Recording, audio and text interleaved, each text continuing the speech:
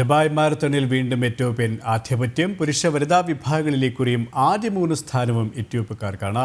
Dubai മാരത്തണിന്റെ 24ാം പതിപ്പിൽ ഇക്കുറിയാകെ 17,000 പേരാണ് പങ്കെടുത്തത്.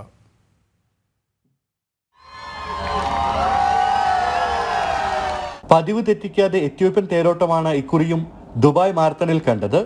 23-കാരനായ ബ്യൂട്ടെ ഗമേച്ചു ദുബായ് മാരത്തണിലെ പുരുഷ വിഭാഗം വിജയിയായി. കന്നി മാരത്തൺ ഓട്ടത്തിൽ തന്നെ 1ാം സ്ഥാനം നേടി അപ്രതീക്ഷിതമായിരുന്നു ബ്യൂട്ടയുടെ വിജയം. 2 മണിക്കൂർ 4 മിനിറ്റ് 50 സെക്കൻഡിലാണ് ബ്യൂട്ടെ ഓടിയെത്തിയത്.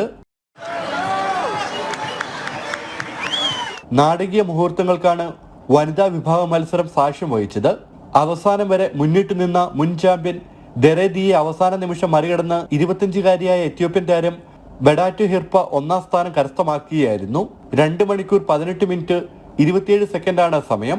4 സെക്കൻഡിന്റെ വ്യത്യാസത്തിൽ ദെറ 2ാം സ്ഥാനത്തെത്തി. പുരുഷ വനിതാ വിഭാഗങ്ങളിൽ ആദ്യ 3 സ്ഥാനവും എത്യോപ്യൻ താരങ്ങൾ സ്വന്തമാക്കി. 4 കിലോമീറ്ററുകളിലായി നടന്ന ഫൺ റണ്ണുകളിലും ആയിരക്കണക്കിന് പേർ പങ്കെടുത്തു.